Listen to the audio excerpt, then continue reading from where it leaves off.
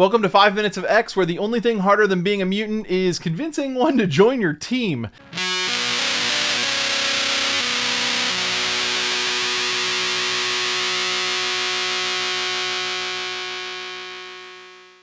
Today's spotlight is Mortimer Toynbee, otherwise known as the Toad. Even I had to look up his actual name. I knew it was Mortimer, but Toynbee? Come on, whatever.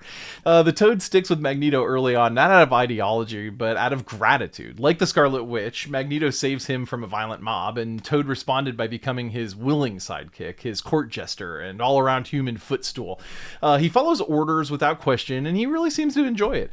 Power-wise, he's more capable than he looks. He can leap and climb like Beast, and eventually develops a prehensile tongue, which grossed out members of theater-going audiences worldwide in the early 2000s.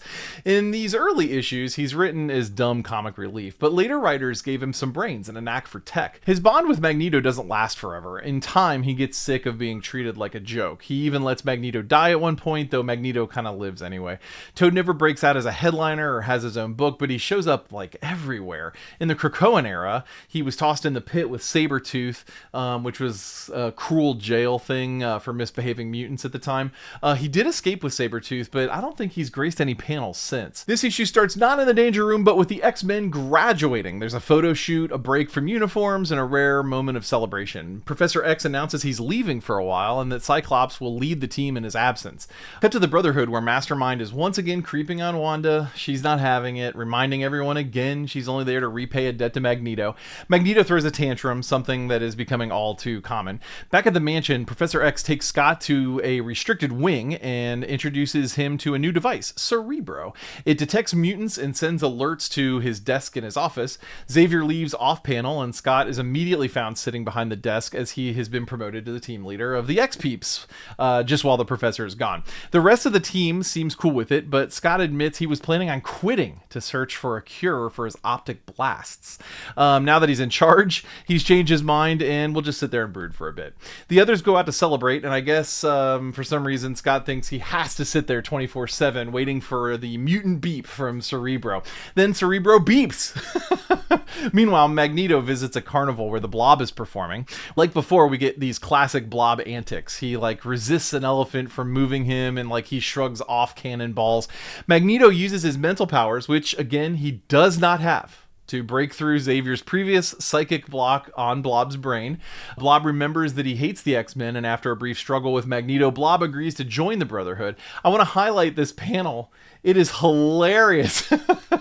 When Blob gets a hold of Magneto for a second, this pose is just so bad. Anyway, Scott sees the alert on the desk and rallies the team. There's a quick interlude in a beatnik club where Beast's feet are admired and immortalized in poetry and painted. It's weird. It's so much fun. The X-Men take a helicopter to where the Blob is waiting for them. Magneto crashes that helicopter. Of course, it's made out of metal. A chaotic battle between the X-Men, Blob, and the Brotherhood follows. The X-Men actually work together here, and it's pretty awesome. The teamwork is the best it's been, and in the end, Blob gets accidentally hit with some missiles lobbed by Magneto. Scarlet Witch screams at him. She's super mad that he's just such a villain, I guess. And they get into the Magna car and escape. The X-Men offer Blob another chance to join the team, but he says no. Then there's this super poignant moment where Blob says he doesn't want to be on any teams. He's tired of being a mutant, just like Scott 15 pages ago.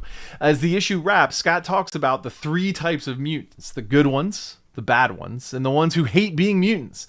Blob walks away saying he doesn't have any hate left, no villainy, just resignation. It's such a great moment. This issue ends with the X-Men not having a ride home. It's a great little joke to kind of close out. They're using a phone booth. It's a whole thing. This one is packed. It begins Cyclops' true leadership arc, while Magneto's poor grip on his team is starting to get stale. It gives Blob more dimension, though, than we've seen before, and I'm really loving it. Strong emotional beats are welcome in this issue, and they're really well written. We get the debut of Cerebro, which is awesome. That's a major milestone.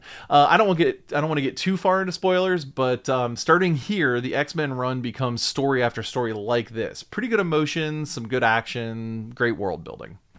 You survived another session in the Danger Room. For more character info, reading lists, and whatever other nerdy projects I'm tangled up in, head over to jordy.com. New episodes drop Wednesday at noon and Fridays at 4 p.m. Eastern. Remember, sometimes you don't need to choose a side, you just need a break.